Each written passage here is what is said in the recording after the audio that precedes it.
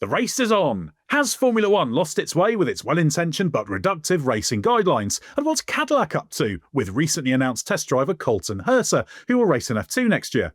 I'm Edd Straw, and joining me to hit those topics and more are Mark Hughes and Josh Suttill. Well, once again, we find ourselves having to talk about Formula One's racing guidelines following controversies with Sainz and Lawson at Zandvoort and Ollie Bearman and that man Sainz again at Monza. So, simple question for you to start, Josh. Are F1's racing guidelines working? No, they're not working is the very simple answer to that. And I don't think they ever really have been. I think they're doomed to fail from the start. To have a document, which I think is only about 5 or 6 pages, that is supposed to cover every single corner type, every single different circuit, is just never going to work. You know, racing is a fluid and dynamic thing. You can't define absolutely everything down into these guidelines, into these few pages on a Word document. You're never going to be able to make a set of rules that is satisfactory for something so fluid. So yeah, they were destined to fail, and that's what we're seeing playing out. It was a shame at Monza. I guess to the absolute letter of the law, I can understand why Ollie Bearman was given a penalty, but it's kind of a bit naff, isn't it, really? Because that's just proper racing. That felt like the pure definition of a racing incident, whereby, you know, maybe Carlos Sainz could have left a bit more space, maybe Bearman could have done a bit more as well. Bit of fault on both drivers, bit of a racing incident, but under these guidelines, it's quite a hefty penalty for one driver, and to me, that just feels quite wrong. And Mark, I think regular listeners will know you're pretty much in agreement with Josh there, but what do you make of the whole situation? It seems we're just going further and further in this direction and trying to add more conditions and terms to try and cover every eventuality. Yeah, the reaction to the situation whereby the words can't encompass each individual situation has been to create more words to try and cover those situations, which is just then creating a sort of multiple of ways in which it doesn't work. So I think the answer is quite clear. We need to strip away a lot of the wording and a lot of the... I think the word guidelines is probably quite a good one, but these aren't really being treated as guidelines, either. They're being treated more as regulations and in terms of the way the drivers are being penalised. So I think a general principle sort of guidelines is fine, but trying to sketch out each individual situation where a car is relative to another one, I think that you're on hiding to nothing doing that. That's what's creating these problems. So it creates even further ambiguity because you've got one driver thinking, okay, I've done what the regulation says required for this corner to be mine, and the other one's thinking he hasn't done enough, so I'm just going to turn in. It's just, you know, that situation with Bearman and Sainz, it was just a racing incident, but I wonder if it would have occurred at all had the guidelines not been there and we're just racing with both drivers, you know, knowing that the other one has to be aware of where he is as well. So, I think it's counterproductive.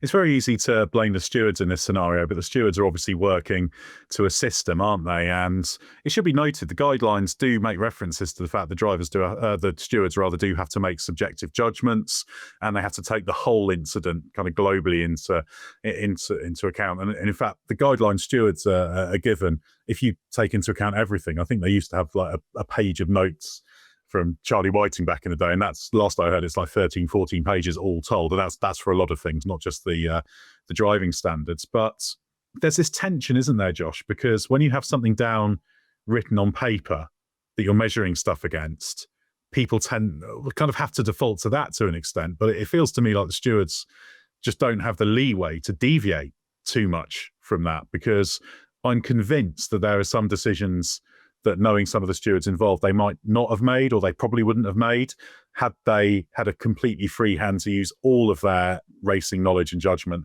to issue a penalty. So this seems to me at the heart of the problem, that tension. You can't have it both ways. You can't have the guidelines and measure everything against it, but still actually allow that experience and subjectivity and considering the reality of the messy real world sitting side by side. Yeah, at the top of the document, like you say, it does say, look, these are guidelines, they're not rules, but they absolutely do feel like they're being treated as rules. We had a bit of a debate on the website whether to headline something, racing guidelines or racing rules, because they are officially the guidelines. But we went with rules because that's what they're being treated at. But they are basically constricts, really. They're kind of racing confines, racing constricts, where they're kind of tying the stewards in knots. Because like you say, there are some very talented stewards, there's some very experienced drivers there, like you say, who are just kind of would be in the complete opposite mindset to the rules they're having to enforce. So I would definitely urge F1 and the FIA to give more power to those people, to use their own judgment, to use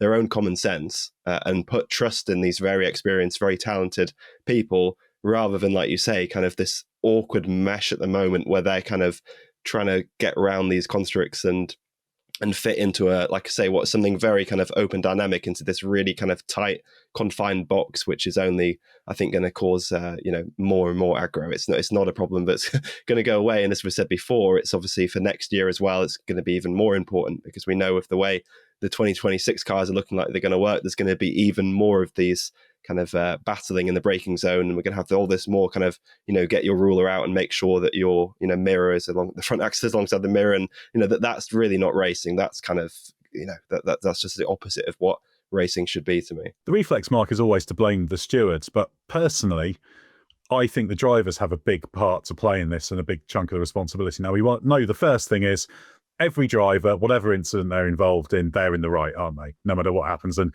it's really interesting that Sainz, 7 days apart, is kind of on both sides of this equation. We should say there's still that right to review request from Williams that at the time of recording hasn't yet progressed, but it will over the Lawson incident in Zandvoort. But the drivers keep demanding consistency. They moan about this and have done for a long time.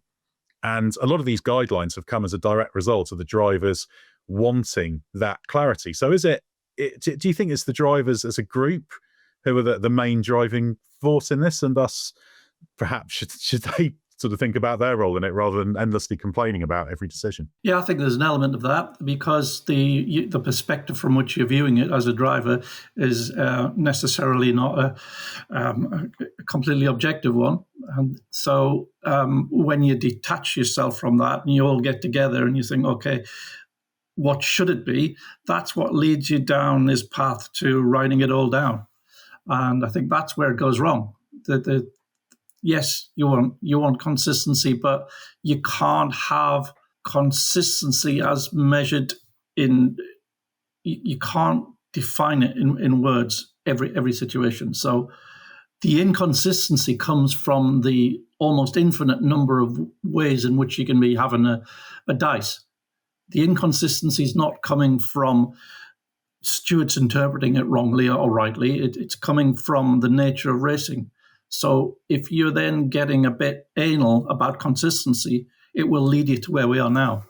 Yeah, and I think the Behrman-Sainz one is a great example of the problem, because Behrman was in a legitimate place and Sainz ticked the boxes for what you need.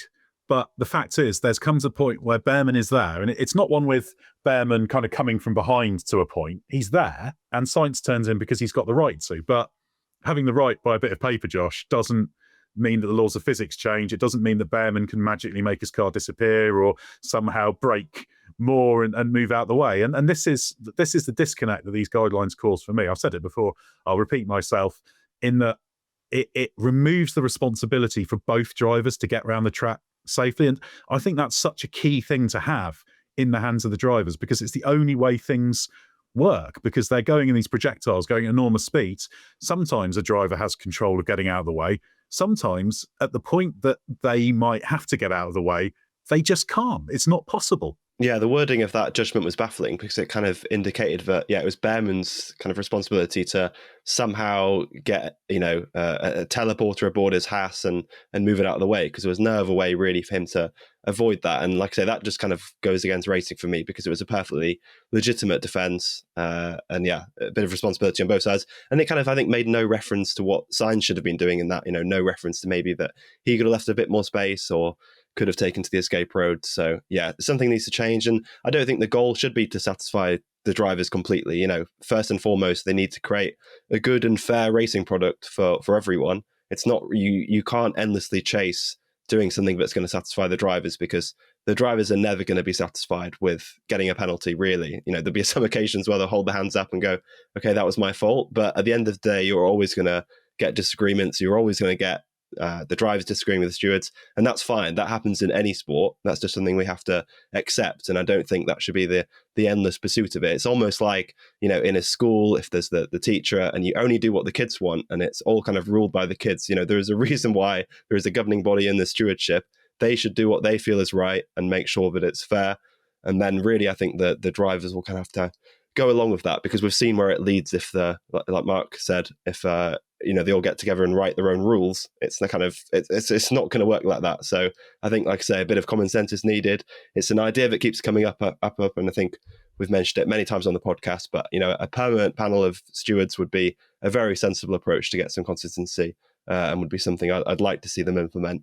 With it, like I say, a bit more of a common sense approach rather than this kind of everything has to be defined and written out. Yeah, and if you'd like a comparison for listeners to have a look at, if you look at the first lap of the race, there's a good angle. I think it's in the highlights on YouTube with Alonso and Bortoleto battling into that chicane, and you can see the car on the outside has to kind of square off the entry of the chicane for them to both get around, and that's kind of what was missing from the Sainz thing in conventional racing sense.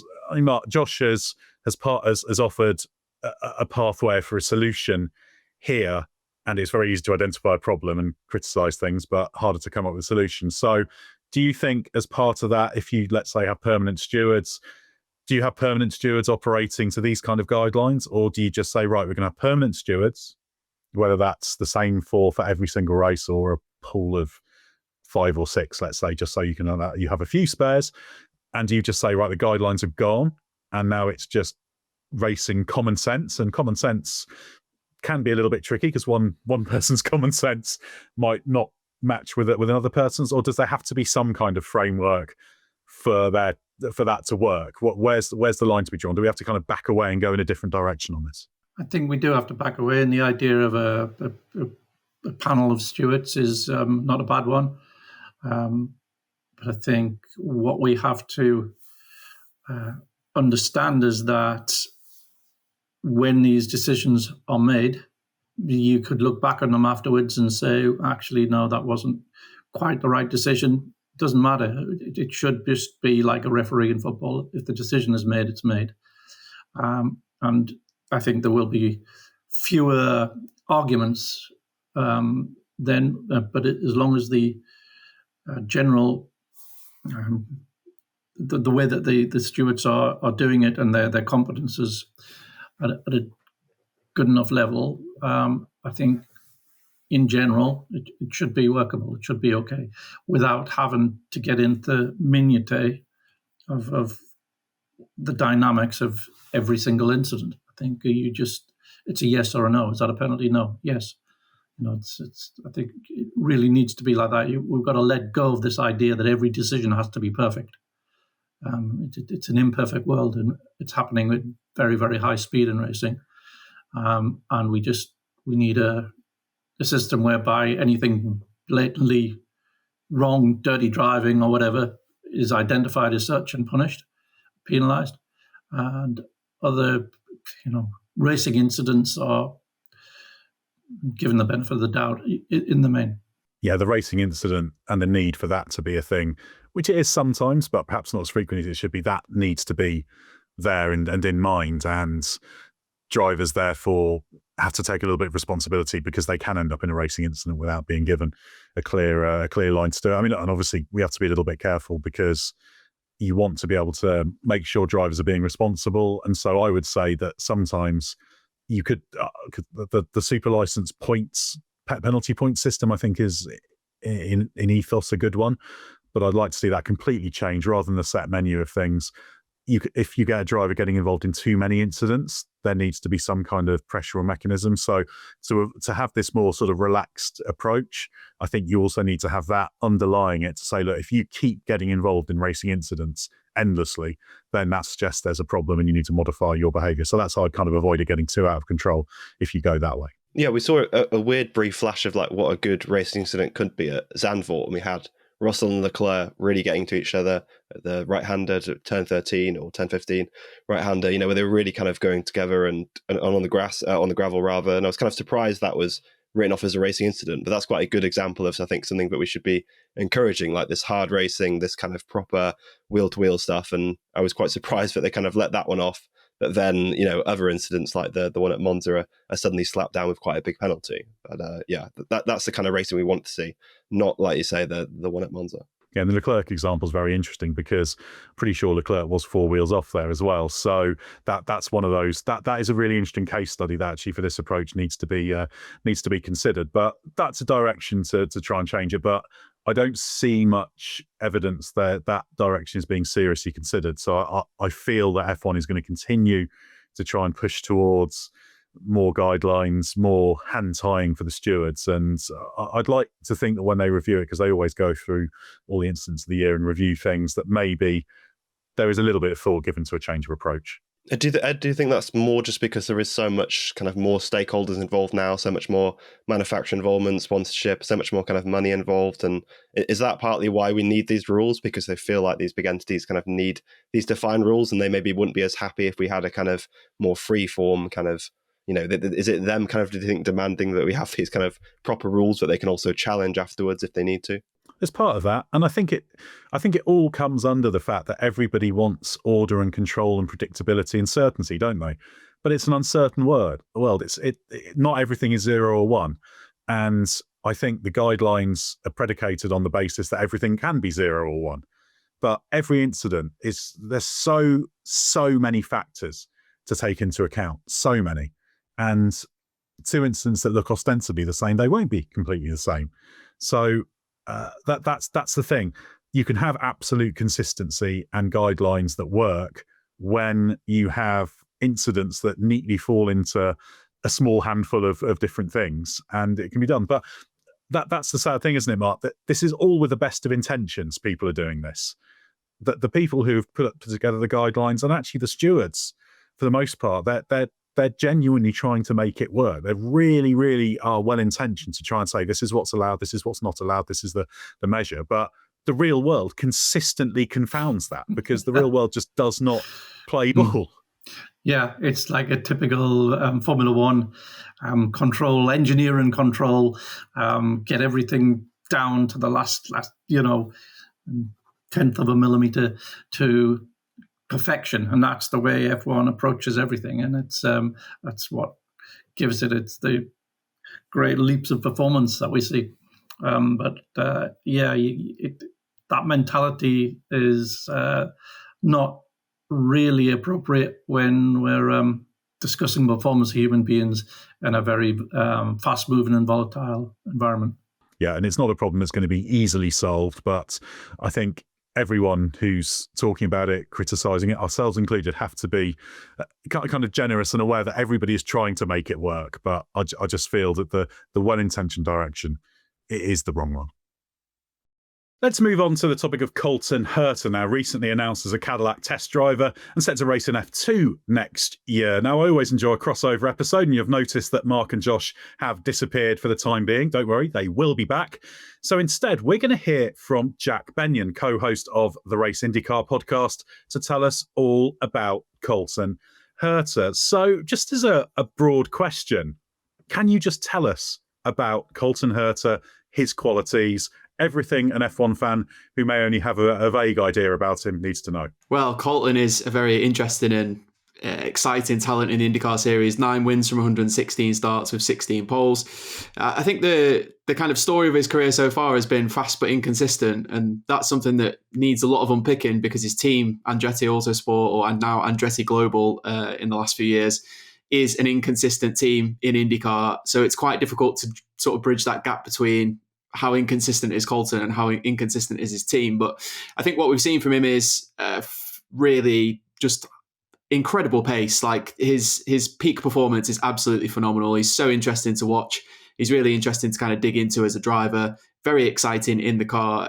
Kind of opposite outside of the car. Very chilled, relaxed, laid back, very sort of dry and witty sense of humour. But the minute you put him in a car, he's an attack dog. He's really, really aggressive and goes after races with with a lot of kind of vigor. So a very exciting driver. I guess we can get into a little bit of his style if you want, Ed.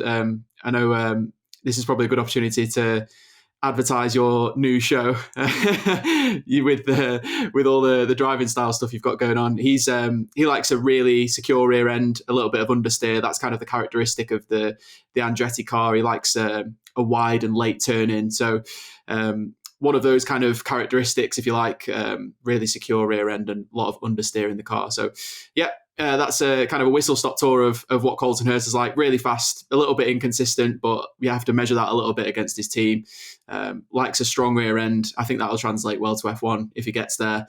And yeah, he's just a bit of a highlight reel as well in IndyCar races. Lots of amazing saves. His car control is always on display, whether that's ovals or road courses. I'm sure some of the listeners and viewers will have seen some clips of him over the years pulling off some incredible highlight saves over the years. So yeah, that's a whistle-stop tour of Colton Herta on track at least. Yeah, the really famous one, it stands out in my mind because I was there for the Indy road course race in 2022 when he had that moment in the wet. Now, in the wet, yeah. What interests me with Colton Herta is I've crossed paths with his father some years ago now, admittedly, Brian Herta, who's a really intelligent guy, thinking driver as well. And in fact, I was there when he had the Minardi test at Donington Park way back in 2002, and obviously he had a F1 aspiration. Is Colton Herta the same kind of character? Does he have that technical expertise and that mindset, or is he something a little bit different?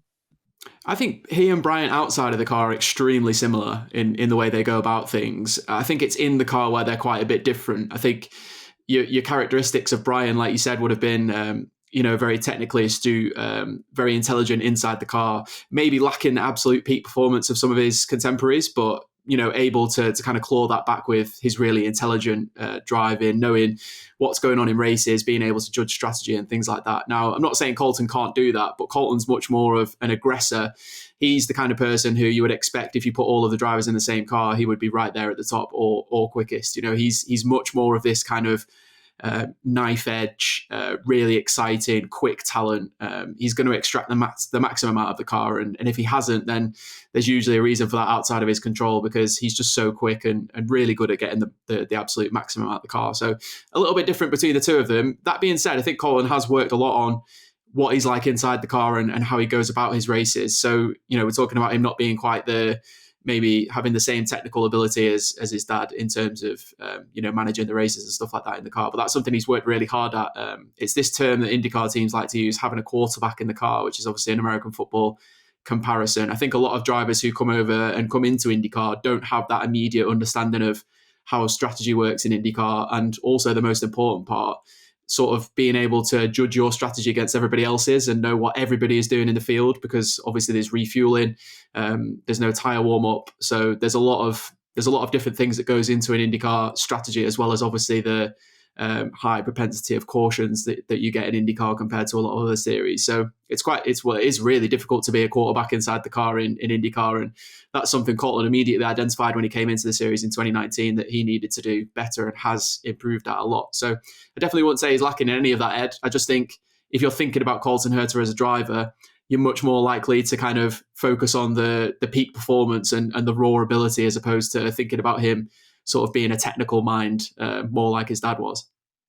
Well, that's a really interesting question with Colton, because I'm thinking about, obviously, he's coming back to Europe, we should say. He has raced in Europe before, albeit some years ago.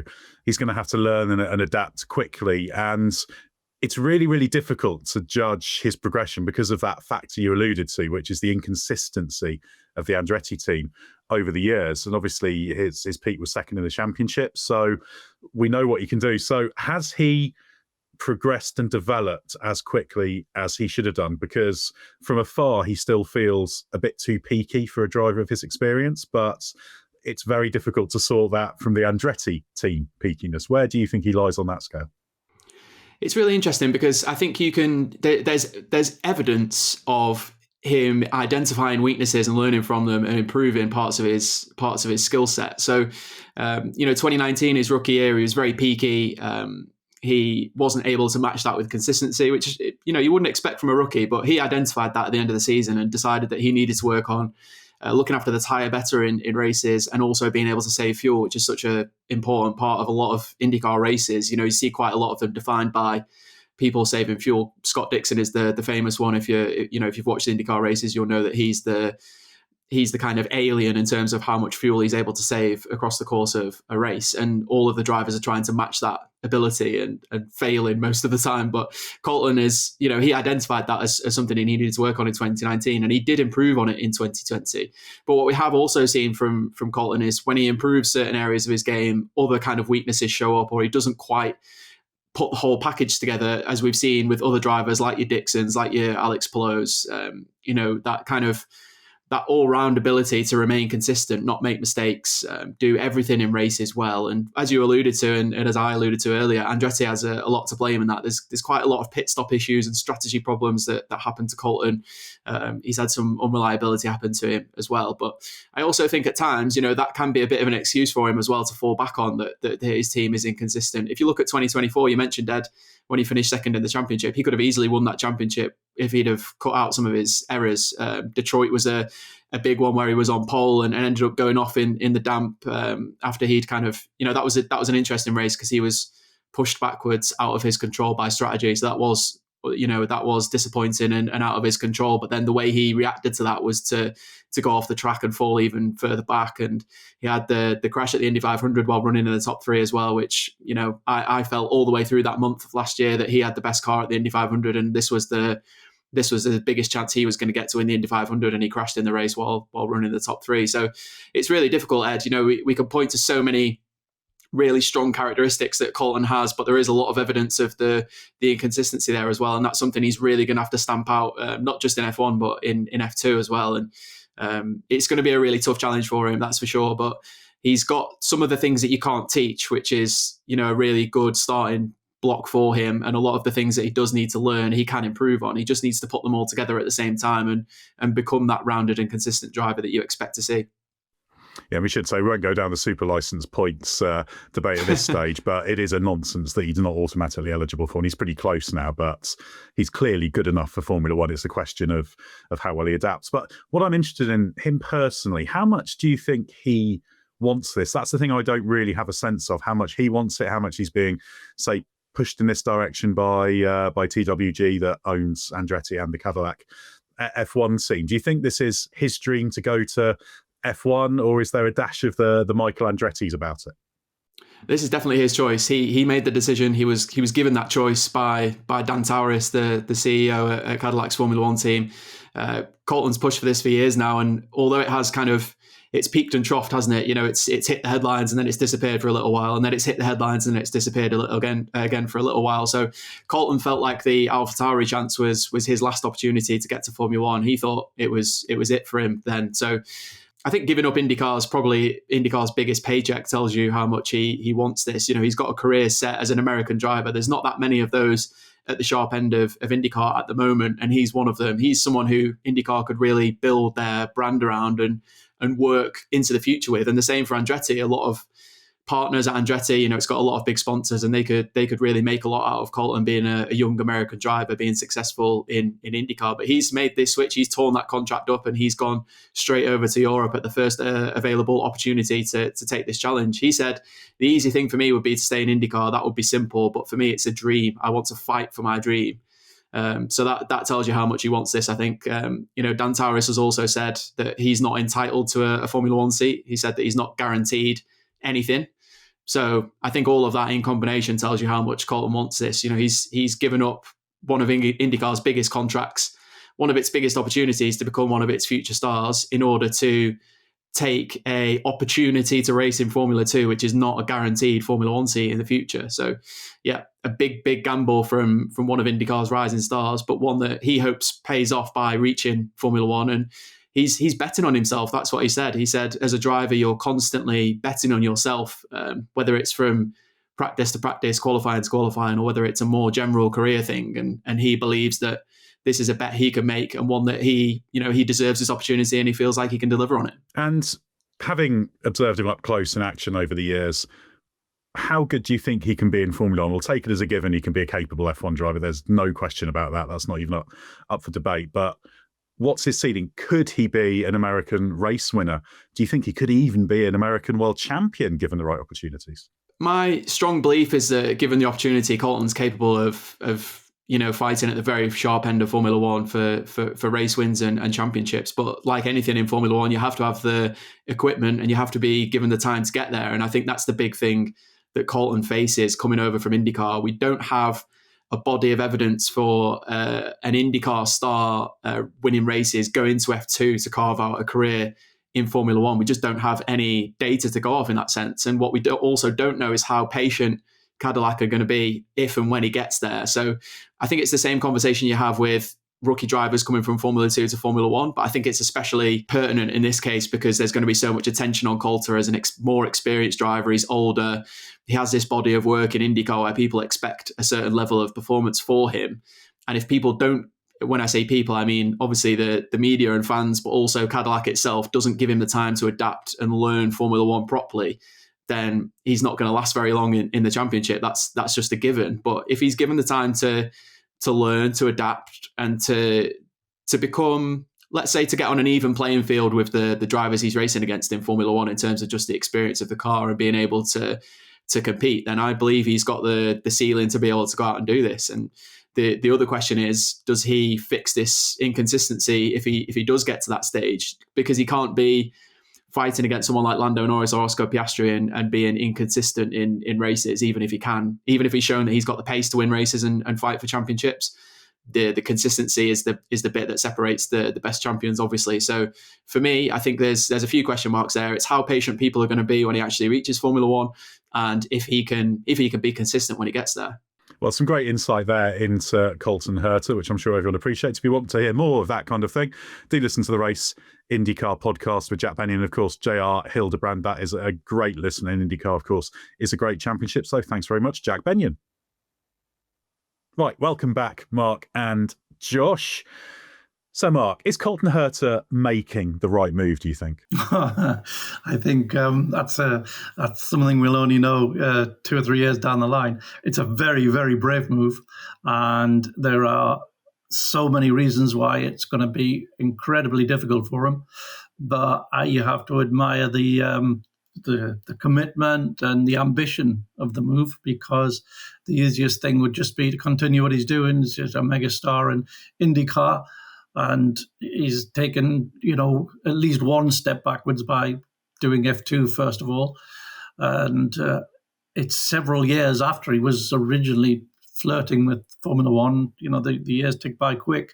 And he's up against, if you're going into F2, you're up against drivers who understand the vagaries of racing in the Pirelli era and the restricted number of test laps and how you got to nail the lap on your very few opportunities of new tires, and knows the circuits and who know the teams, and these guys are all going to be much more knowledgeable than him about their environment, and they're several years younger as well. So yeah, that is very, very brave. In some ways, even braver than just making the move straight to Formula One. Yeah, and of course, Herta's 26 next March, and that means realistically he's going to be 28 before he could get into that Cadillac F1 seat, because Bottas and Perez are going to be there for at least 2 years, you'd have thought. But Josh, what do you think of this direction and the challenge of F2? Because it's a really curious kind of indirect route he has to take, isn't it, to get in? And he obviously has to have a certain degree of success in F2, and that's a really difficult environment. Not because he's not good enough to, but because it's so profoundly different from the arena he's been racing in. And he's going to be up against a whole batch of people who've been in that arena for a long time, very experienced with tyres, etc. So how tough is that F2 challenge, and what do you expect from him in Formula 2? Yeah, Mark is right. This is honestly, I think, tougher going straight to Formula 2 than straight to Formula 1 somehow, because F2 is such a big challenge and there are so many variables. People who maybe don't follow it will think, okay, it's a spec series. That means everybody's equal. Everyone's got the equal chance. We know that isn't the case. There are so many more factors than that. Which team you're with does make a big difference. Even which, there's various drivers who have been affected by car or engine problems, and that can affect them for a large portion of the season.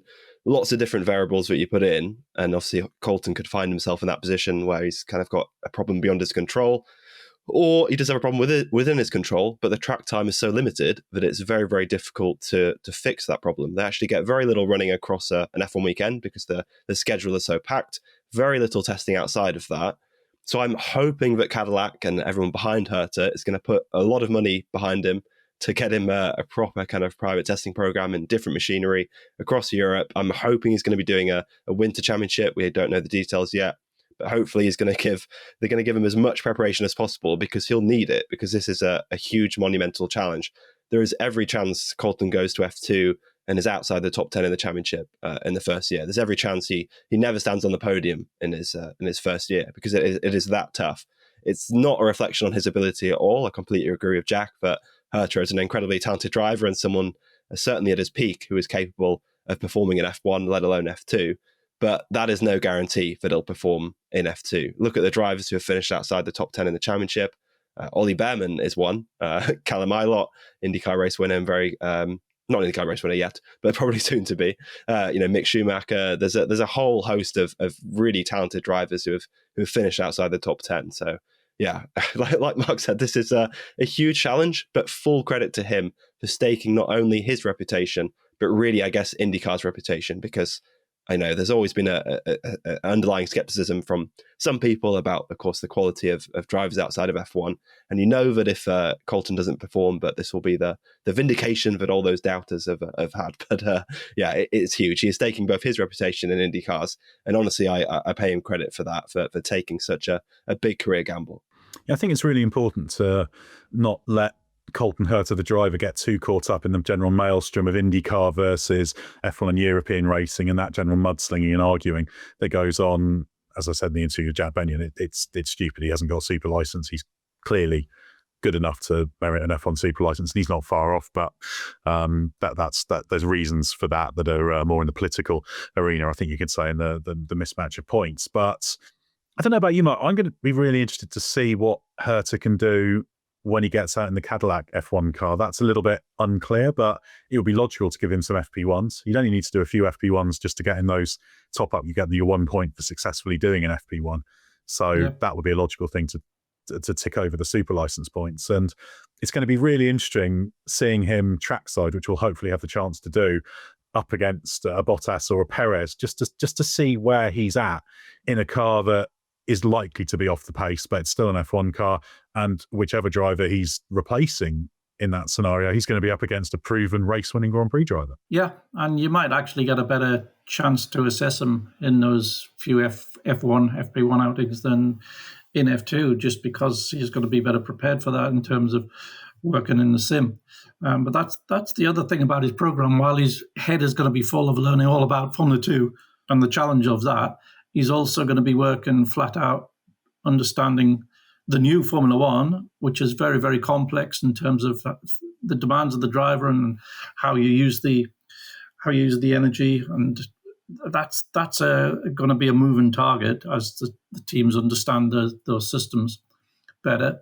So yeah, that's just going to be adding to his challenge. But as you say, you'd get a sort of ballpark idea of where he's at if we see him quite early in that program in the FP1s. The one advantage he's got in terms of his F2 stuff is that Cadillac is going to be involved throughout, and they'll be very aware of how well he's performing. We know that the F2 is a very hard series to read. I think it's fair to say that the drivers like Ollie Behrman or even like Alex Dunn in F2 this year, when their F1 backers are kind of more involved and are allowed into the team and are kind of, more aware of what's going on, they're always going to get a better read of that driver. And Cadillac should have that, being given they're so behind her. So even if the results on paper are not, wins and regular podiums, like you say, they should hopefully still get a read of both his F2 results and how he's actually doing there, even if the results on paper maybe don't reflect that. But it sounds quite pessimistic for me to already be talking him down. Obviously, there is every chance he'll go there and have success, but that's more just a marker of how tough a challenge F2 is. Well, I think we can all agree we hope Herta does have success, and it'd be great to see him in Formula One and being a success in Formula One in the future. So a bold move from him there. This episode is sponsored by Sentry. That's Sentry. Now, I may be many things, but I'm not a software developer. You don't want me writing code, trust me.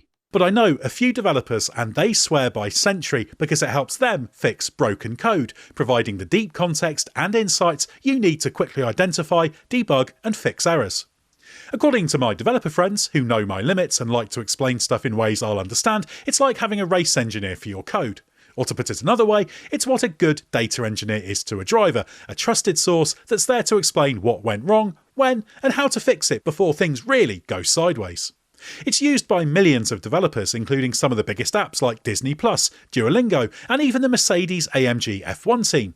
And Sentry recently launched a new AI agent, Seer, which can automatically generate root causes with over 94% accuracy. As you could tell, my friends are very excited about Sentry, and that's why I'm telling you, anonymous software engineer that is listening to our F1 podcast, because that's how friendship works. Just head to sentry.io or click the link in the show notes and tell them we sent you. Let's finish now with some more questions from the batch we received from the Race Members Club after the Italian Grand Prix. As always, thanks so much for sending them in.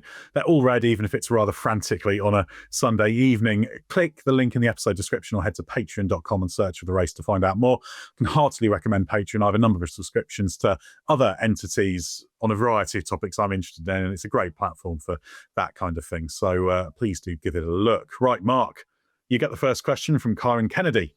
The Carlos Sainz-Williams relationship seems to be strained from the previous few rounds. Underperformance on both sides, 18th in the championship and comprehensively outperformed by Alex Albon so far.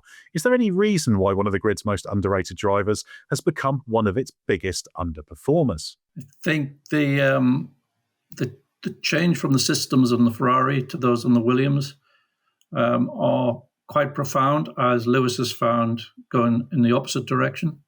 Not from a Williams, but from a Mercedes-powered car, and the systems it uses, particularly in terms of engine braking. And that has also had a profound effect on the direction of development of both of those teams, in that the Ferrari has been developed around having this combined engine braking and lateral load to aid the rotation on the car.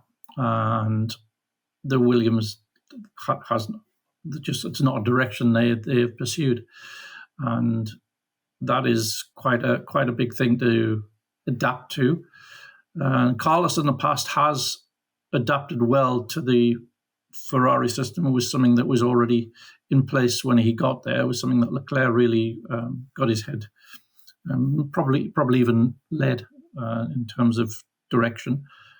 But going back the other way, it's proven a bit more difficult. So I think, we're not seeing a fully performing Carlos Sainz overall. It's not been a disaster. There have been races where he's been quicker than Albon. There's been races where he's been very unlucky not to get a good result. So I wouldn't say it's all doom and gloom. But it's taken a long time for him to be consistently as good as he was, say, last year when he was outstanding. Yeah, it's been curious, hasn't it? Because the qualifying comparison, if you look at the averages, it's not too bad. I mean, Albon has been the better driver, but not. I think Sainz got through a big chunk of the adaptation in the first run of races, but just things keep going wrong. Probably you'd have to say that Sainz, he can get involved in the odd scrape or two, and maybe risk assessment hasn't helped. And I wonder if his risk assessment in battle that's led to mishaps in the last couple of races, regardless of how you slice or dice the penalties, in both occasions he was on the outside and therefore there was an element of risk. Maybe he's just overreaching a little bit because he's so desperate to get that. So it's a really strange set of circumstances for Sainz, because Albon's clearly been better. It's been disappointing for Sainz, but if you look at just the pure results, you'd say this has been a disaster, but it hasn't been.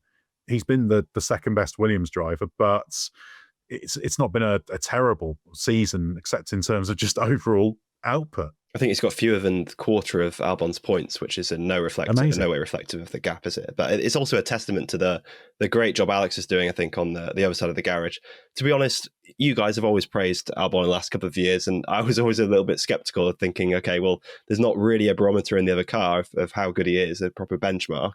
But we've seen this year that, unfortunately, I was wrong and you guys were right, because I think the level he's showing, and whether he's raised that this year, I don't know. But he's clearly showing a really, really strong performance. And really, when you look at the midfield, he's kind of the one driver I think, I'd really like to see him back in a top team and get another shot, because he looks like a completely rebuilt driver and is performing extremely well, even with the transition that Sainz is having to overcome. I think there's no doubt really that Albon's level is very high, and definitely being one of the best performances of this year. Yeah, I think it's really important to stress how good a level Albon's at, and Albon would argue he's not significantly changed from last year, doing similar things. The team would probably agree. So I think anyone who thought Sainz would go in and destroy Albon, I think was optimistic. Sainz is a very, very good Grand Prix driver, but so is Alex Albon. Right, Josh, a question for you from Tom Bannister. With Pierre Gasly signed by Alpine until the end of 2028, who do you think will be his teammate for 2026 and beyond? Is there any possibility of Yuki Tsunoda, as he will probably be dumped by Red Bull and would be an upgrade on Franco Colapinto? Yeah, good win for Alpine to get Gasly extended. That was quite a surprise to me, but a good commitment for them, because, if we talk about other drivers in midfield who, maybe deserve another shot in a top team, obviously Gasly's done a very good job at rebuilding himself. As to who should partner him, Colapinto is definitely putting together more of a solid case. Feels like he's building up a little bit of momentum. Unfortunately for him, he keeps having really good weekends versus Gasly when the car is absolutely nowhere. So I'd love to see him do that on a weekend where the Alpine is a point scorer. It's becoming obviously less and less of a point scorer, as it is kind of cast adrift as the 10th fastest team. I'd like to see that progressing, but right now I wouldn't see a massive reason to change for next year. I think Colapinto is starting to show enough. We know a Tsunoda and Gasly partnership would obviously work well. They've performed well as teammates, but I'm not sure if it would be worth disrupting that and throwing another new driver in next year. I'm not sure if the upside is big enough, especially as kind of the timing of Red Bull's decision is unclear. We think obviously they will make it before the end of the season, possibly around the kind of Mexican Grand Prix time, but it's still a little bit uncertain. So if I was Alpine, I wouldn't feel any need to make a decision now, but if Colapinto does carry on this form for the next 3 or 4 races, I would say, they should give him the seat for 26. Certainly no need to lock him down to a long-term deal or anything beyond that. I think you keep the question of beyond that for a future day, but certainly on the evidence of now, a little bit of stability I think would be nice, and I think Colapinto is showing just enough for that to be warranted. Yeah, there's been quite a nice little quietly tidy progression from Colapinto, kind of Hungary, and then the other side of the brakes. So gently encouraging. Of course, they've got Jack Doohan still there, who did show some very good underlying speed in his outings, and then Paul Aaron, who had his first Alpine FP1 outing. He'd been out in the Sauber before that, and Aaron is making a good impression at Alpine as well. So they'll have some decisions to make, but I'd agree with your interpretation there. They might they might go outside of what they've already got in their pool, but they have also got options within it, and it's just a question of whatever they do, they need to commit to one and stick with it. Right, a question from Stuart Coulter. With the change in regulations coming for 2026, how long will A, Max Verstappen's record pole position lap stand for, and B, fastest race in F1 history stand for? Well, as I think Stuart Coulter picks up in the community, I made a slightly poor comment in Bring Back V10s not so long ago, saying that race average speed record would stand for a very long time, which was a bit stupid of me because I've not looked closely enough at the numbers, actually, which I normally like to try and do, but so I had made an error there. So I shouldn't. I should be very careful of making predictions, but certainly it's not going to be. I'd be staggered if it's broken next year, for example. And it's actually quite difficult to break because you do need an all green flag race at Monza, basically, in order to be able to do it. So I think the pole lap and the fastest race in F1 history will probably stand for a while. The race certainly should be fairly impregnable for a bit. The pole position lap maybe a little bit more within grasp, but at the same time, 2026, we've got our expectations for performance, but Formula One teams are very good at this. So I don't think we should rule out those 2026 cars getting a very, very impressive turn of speed, certainly over a single lap, when obviously they shouldn't be limited by the electrical power. In steady state race running a little bit harder. So I'm definitely never going to say never. I've learnt my lesson there, but I'm sure the members club will be ready. If you are wrong, guys, make sure that you do let Ed know, and be sure that they'll be taking notes. So good work, and rightly so, because had I actually thought about it and properly looked at the numbers, I'd have known it was within grasp. But that was a reminder to me to check my workings, because sometimes you can trip yourself up. Right, Mark, a question from Ben Kay. How much influence do you feel Mark Webber is having on Oscar Piastri's title charge, calling back to Webber's 2020 Championship Challenge year? I'm not so sure so much specifically about the title charge, but certainly in terms of just keeping him level, being a sounding board for him, just little pointers here and there. I think that's a very close working relationship, and Piastri does benefit a lot from it. In terms of the title charge, I think it's something that Piastri is probably more experienced at through his career than Webber was.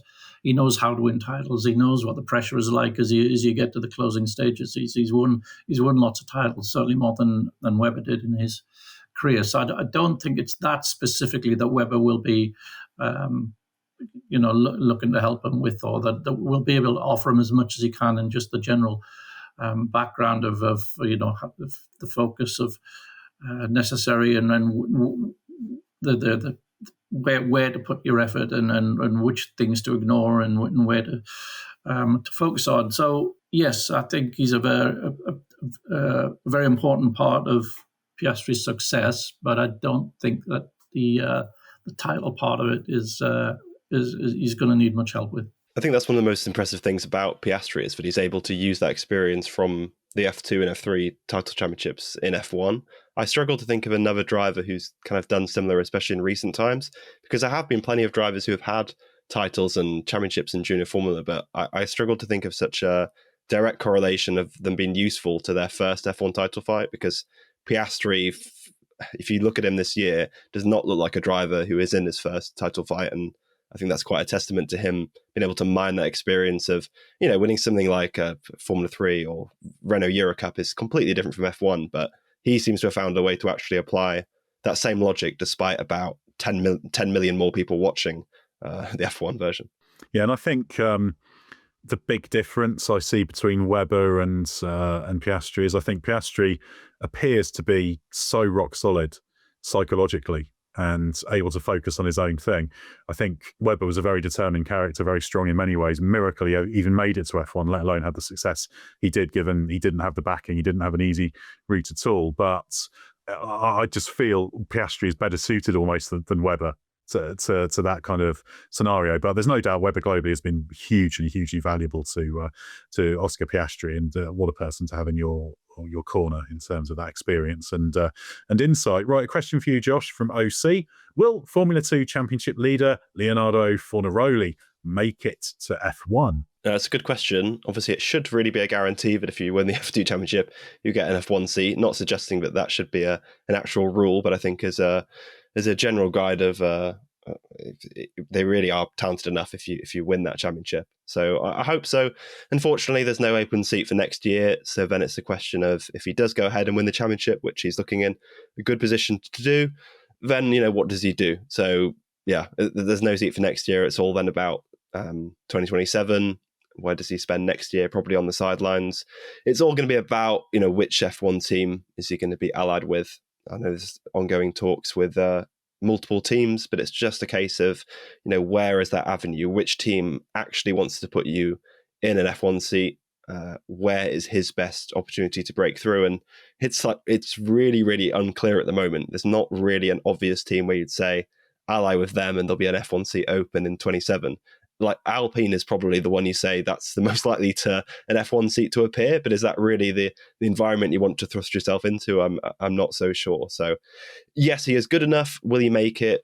Honestly, it's impossible to say right now. I think it's a 50-50 and very much dependent, like I say, on which F1 team he allies with, which I think we'll know before the end of the year. Right, the next question, I'll answer first, but we can all have a crack at this, from Jake Wilkins. Whoever wins the World Championship, can you objectively say anyone other than Max Verstappen has been the best driver this season? I think Verstappen has been the best driver this season. That's my view. I guess it's a subjective view, really, but that's what I feel. I'm trying to be as objective as possible. We were talking about this at the weekend, Mark, so it has been Max, hasn't it? Yeah, it has. It's every slight opening of an opportunity he's converted, and it's not he's not in overall the best car. It was the best car last weekend, but that was probably the only time. And he scored 5 pole positions. He's got the 3 victories.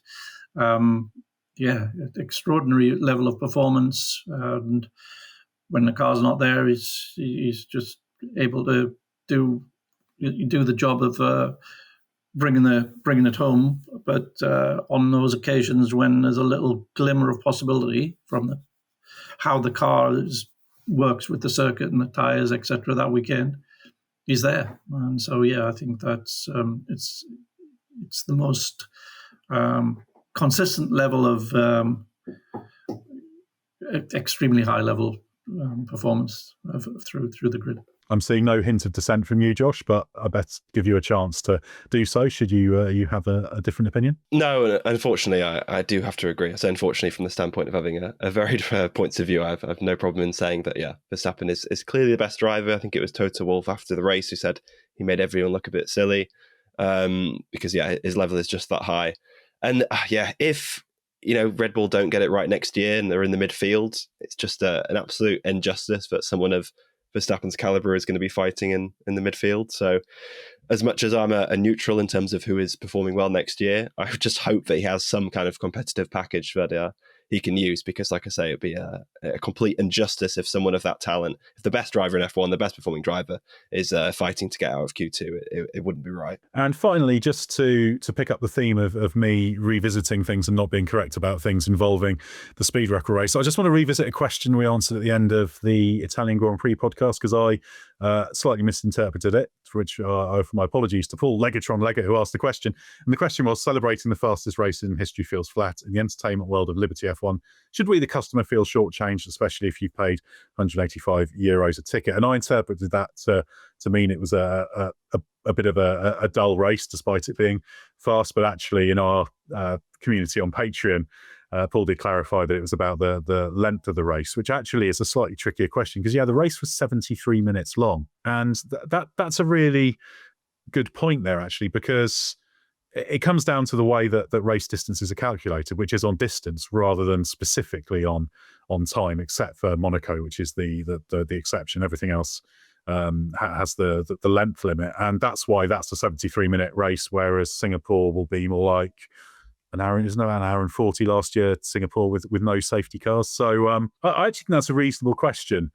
You could say, as I said, when I thought it was about it being being felt to be a little bit boring, I said, well, sometimes it's going to be a bit more dull, and others sometimes it'll be brilliant. That's the nature of real sport. But the length of the offering is actually a more complicated question. Maybe you can make an argument that a race like Monza needs to be a little bit longer if they're going to be lapping that quickly. The complication with that, of course, is that the length of the races is the fuel requirement is the cars are conceived around the maximum fuel requirement.